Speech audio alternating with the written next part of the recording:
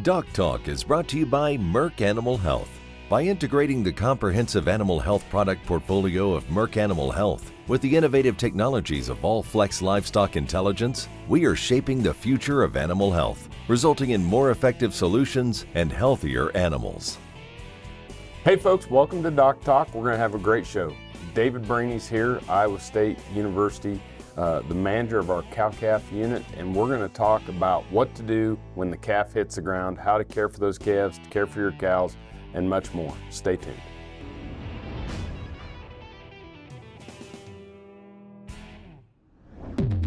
They're here, they're hungry, and they can't be stopped with ivermectin. Choose Safeguard when you deworm your cattle to take out resistant parasites like brown stomach worm, Cooperia, Nematodirus, and others. With Safeguard's efficacy, you can kill more resistant worms in your cattle, so you don't leave potential on the table. Consult your veterinarian for the diagnosis and treatment of parasitism. Then bite back at safeguardworks.com.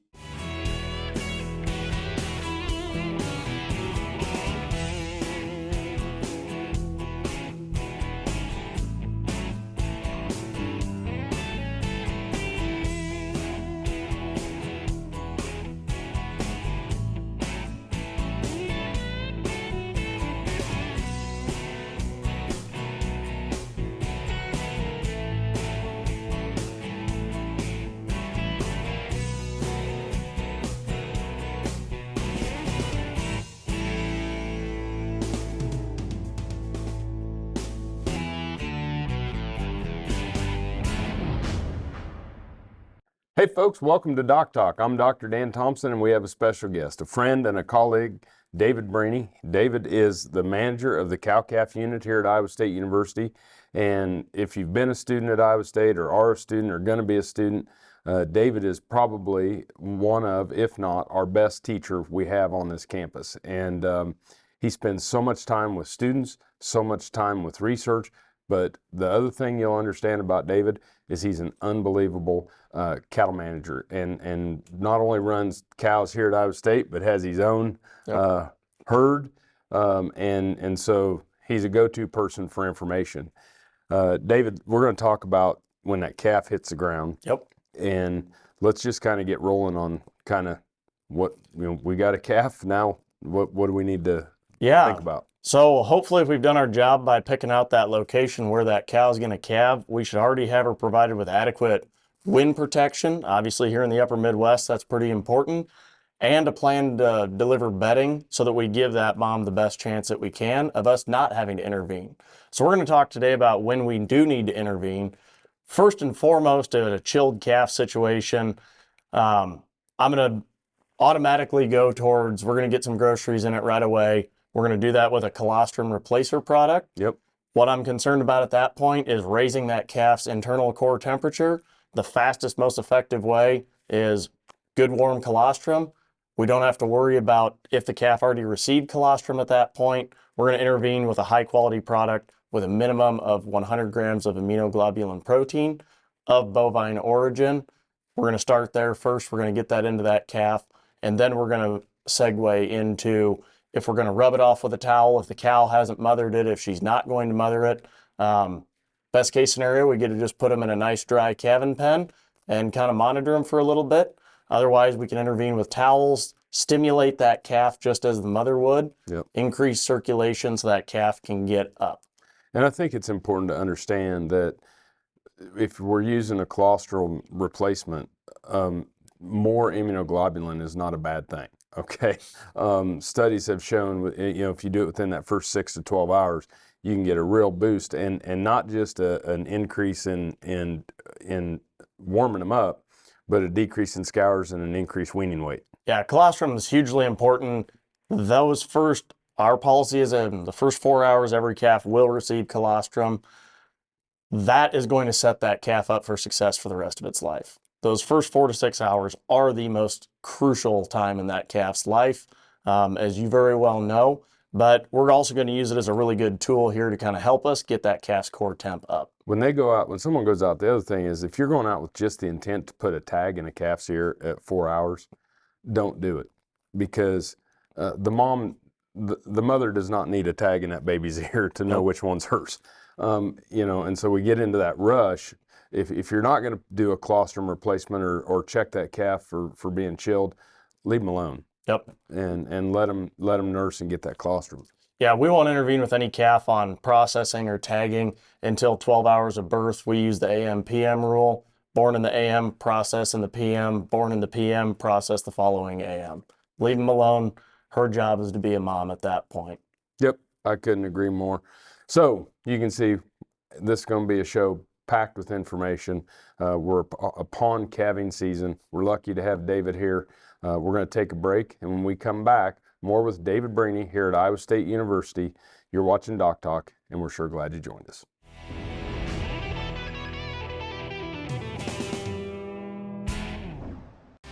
DNA Dialogue is brought to you by Identity Feeder, powered by Neogen.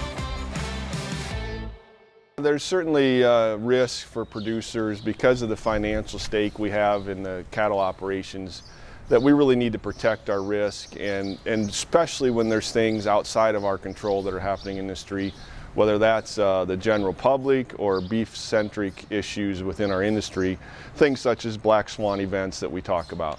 So what can producers do to help minimize those risks is really very much from individual to individual. If you're able to withstand some of that risk and don't feel like you need to protect yourself, that's a risk management strategy in itself, just saying I'm not going to have a risk management strategy. I think though for most people, taking into account that these events that may be out of our control, what am I willing to stand and how much risk do I need to protect?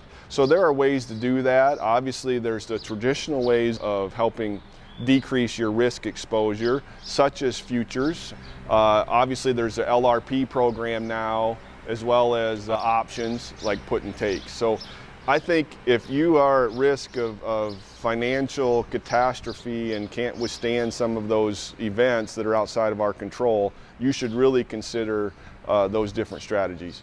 More so on the other side is frankly, one way to manage risk is to always have continuous turnover of cattle and marketing windows across more times of the year. So for example, if I'm always marketing my calves as weaned calves, I'm really at the risk of what is the price every time in the fall on my marketing date. Whereas if I market a few dates, maybe I just slowly transition into going from one marketing date to 3, hold on to some of the calves, maybe put some extra weight on them, I spread out my marketing windows. That's one way to also manage risk. If you're a feeder, of course, the other way is you're continuously marketing cattle and continuously refilling those pens. Again, that's a marketing strategy that minimizes risk across different times.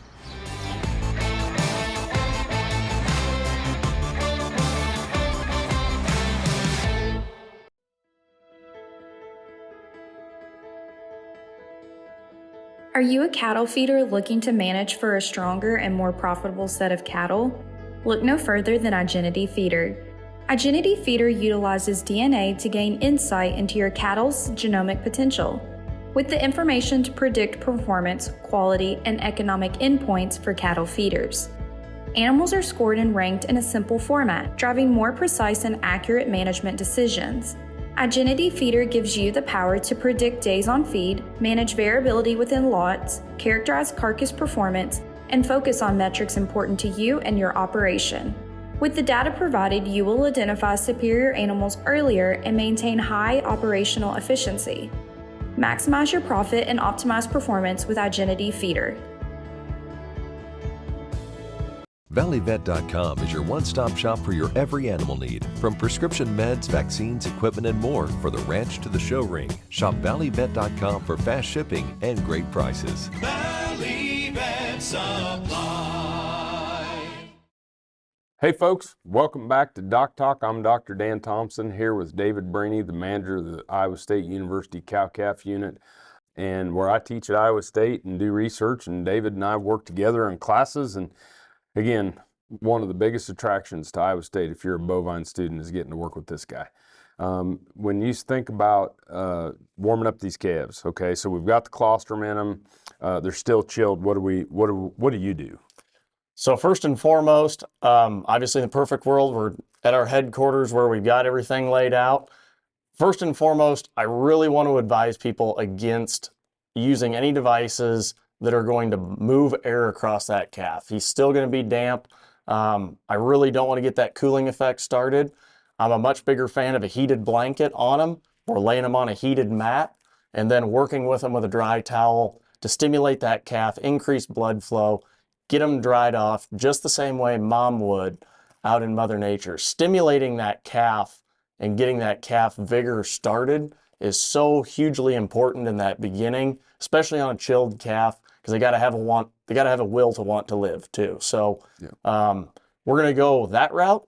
If I don't have that available, my next favorite thing is we will actually crank the floor vents on a truck, get the cab of the truck really warm, shut the air off or divert it to the back, and then set that calf in the floor of a really, really warm pickup cab and then work with it if we're out on a farm or ranch where we don't have access to a headquarters in a really nice facility. And I think that comes back to, you were talking about, set up that place for bad weather, right? Yep. And have a place to work with those calves that's not in your house. Yep. It's hugely important to have somewhere set up where you've got colostrum replacer, everything available, whether it's a utility tub sink, if you're going to use the hot water bath method, not your bathtub in your house, so that you have a place to work and mama's not mad at you because you're wrecking the carpet in the process. Oh yeah, and folks, taking the calves into your home, I know, it's something we've done. It's part of our, kind of our heritage. But the garage works better. The working place works better.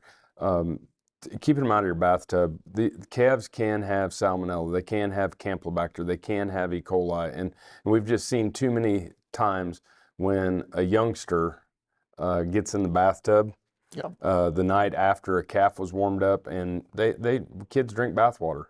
And we didn't get the bathtub cleaned up, and we wind up with some salmonella or E. coli infections in our kids. So try to keep them out of the house. Yep, have that good place set up. Prevention is worth a pound to cure. Get all this set up. Have a plan in place of what you're going to do so that it's not this last minute scramble when the time does come and you do have an instance where you get a chilled calf. So we do see warmer boxes. Yep. What are some of your thoughts on warmer boxes? They're a great tool. I want to decrease that air movement over that calf just to decrease evaporative cooling effect. And I want to make sure that we're being very sanitary with those warmer boxes. I see a lot of them. The only time we worry about them is when we chuck a new calf in there and we kind of use it like an easy bake oven. If you're going to use those, they're a good tool. Make sure you're disinfecting them and keeping them clean. Whether it's a kitten or a puppy or a calf or a foal, fluids, hydrated and warm. Yep. It's amazing. You can bring something in that's like an ice chunk. And if you can warm them up and get some fluids in them, they're going to do okay. Yep. They're pretty resilient little critters. Thank goodness. So thanks for watching DocTalk. We're going to take a break. When we come back, we're going to talk about different things on your facilities and working with your veterinarian. Back more with David Bruene.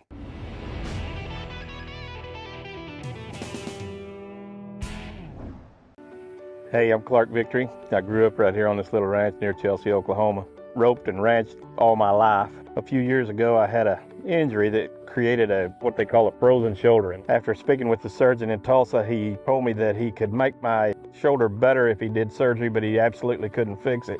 And I called Kansas Regenerative Medical Center. I did the stem cell replacement. By 12:30, my wife and I had lunch and was driving back to Chelsea.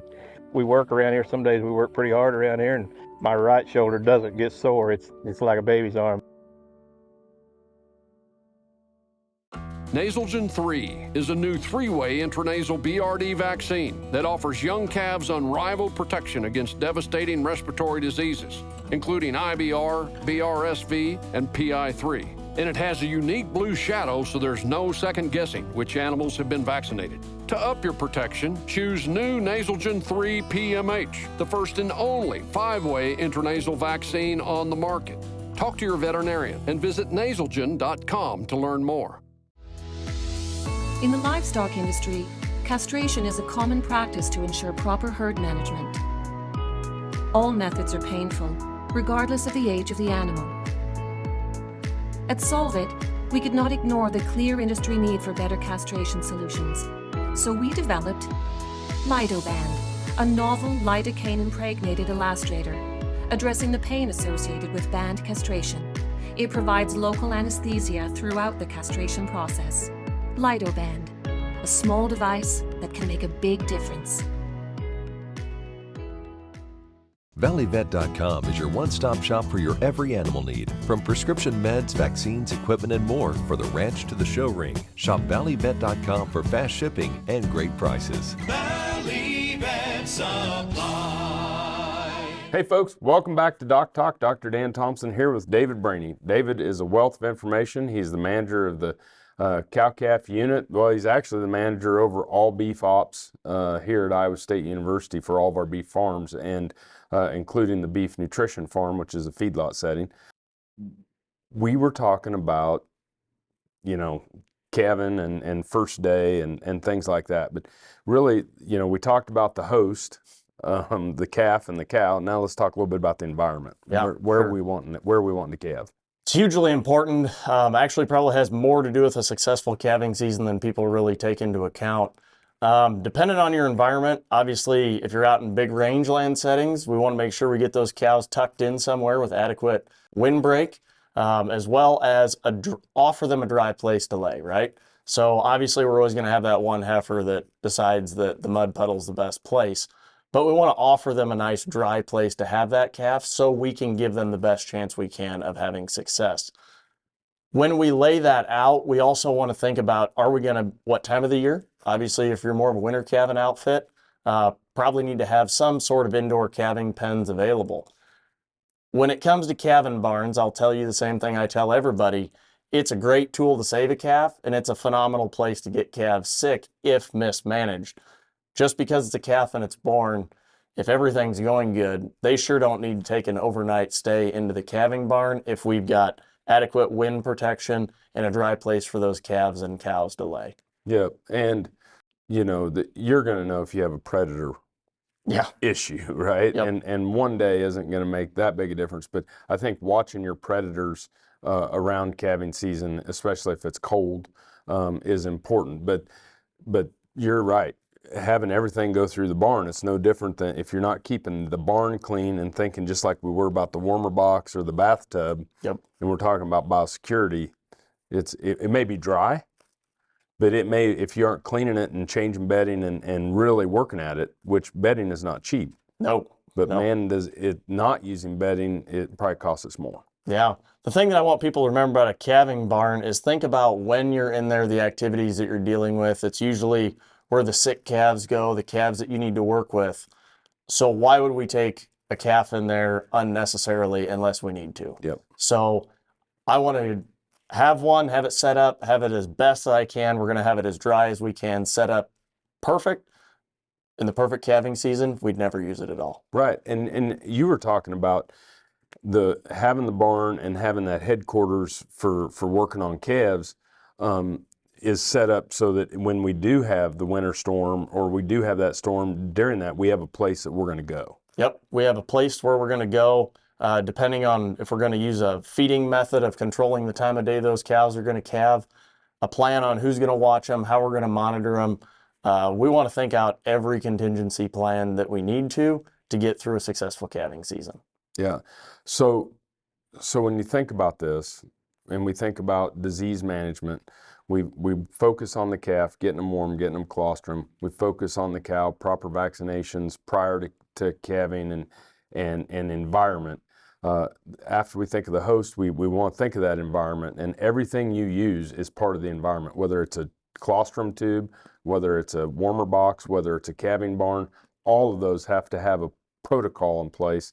And when we come back, that's what we're going to discuss, right? Yep, definitely. We're going to talk about protocols that you can have and set up and what David and his staff do here at Iowa State University. You're watching DocTalk. We'll be right back.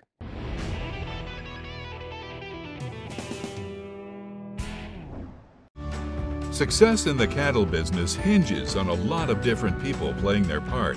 From the vet to the cowboy and the nutritionist to the feed truck driver, you rely on them to get their job done right, and so do your cattle. Your expectations for the vaccines you use should be no different. Bimeta's cattle vaccines were developed and are made and sold by men and women in the cattle business. No smoke and mirrors, just real-world protection that you can rely on. Go to bimetabiologicals.com to learn more.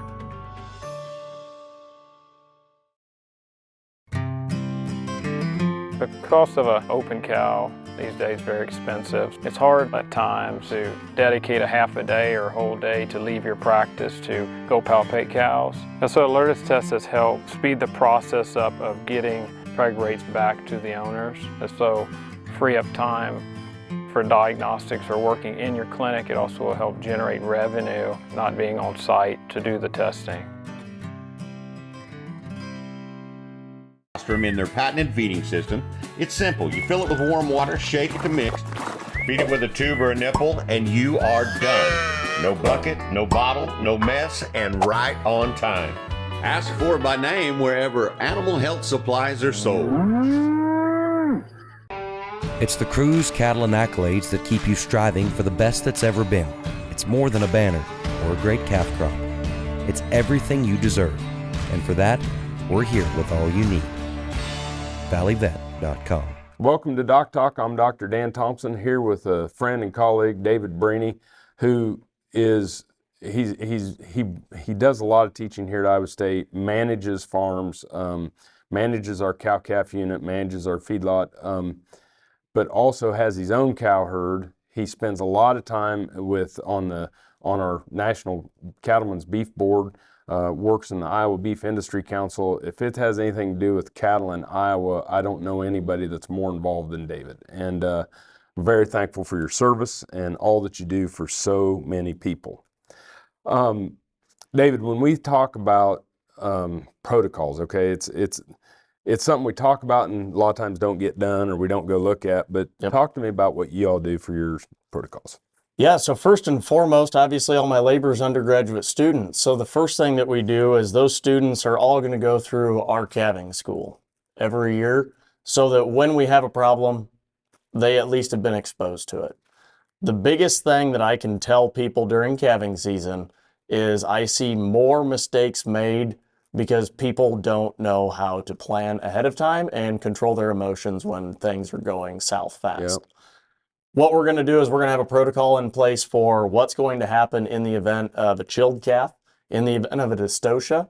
If somebody's there that doesn't know how to deal with it, who do they call? If that person does not answer the phone, who do they call next? Right. I want to have a really good list of contacts with people that are going to know what needs to happen. Furthermore, on from that, in calving season, we're going to have a plan A and a plan B and a plan C in the event of a scours outbreak. What are we going to do? Our protocol, the very first thing we're going to do in sick calves, we're going to test them to see if we're dealing with viral or bacterial before we just start blindly shotgun approaching it. And that's where our protocols over the years have made us hugely successful in calving season because we have a plan before we get there. Yeah. So obviously you are the core and you develop these protocols, but who, if you're, as a producer, who are people that we're gathering information from to help develop our protocols? Sure. One good one, obviously your first contact should be your veterinarian because they're going to be the one that gets a frantic phone call in the middle of the night if there's a dystocia issue. You need to know, do they have a haul-in facility if we have a C-section or a cesarean that needs to happen? Or is there a different vet that we need to call for that so that we're not wasting time calling a vet that doesn't have a facility to do that? The other person that we probably need to talk to is if we're going to be using any products from any other pharmaceutical companies that vet isn't familiar with. If you're going to kind of go rogue and off your vet's recommendation, you need to have that protocol in place and understand how to implement it if you're going to do things like that. And then your crew would be your next one, or who's going to be working with you. And I don't care if that's your kids, your wife, your mom, or your dad. Everybody needs to know what the game plan is. So if somebody's away, somebody doesn't come back and is mad and say, why'd this happen while I was gone? And I can't reiterate enough on when you're talking about the veterinary side, because a lot of these things hit home. People will say, well, I don't want to haul in a cow. And I'm just telling you right now, from a veterinary standpoint, if I have all my equipment and everything there, it's actually so much more beneficial for you to haul that cow to the clinic. The chances of a C-section being successful go up dramatically. The opportunity to get it done in a more timely manner. I don't have to go to the clinic. I don't have to load everything. If I forget something, go back, things to that nature. And actually getting a technician to come in and support happens. So much information. I appreciate all you do. Yeah, not a problem. Awesome. That's David Bruene. He's here at Iowa State with me. I'm Dr. Dan Thomson. Remember, always work with your local veterinarian. And if you want to know more about what we do on DocTalk, you can find us on the web at www.doctalktv.com. With David Bruene, I'm Dan Thomson, and I'll see you down the road.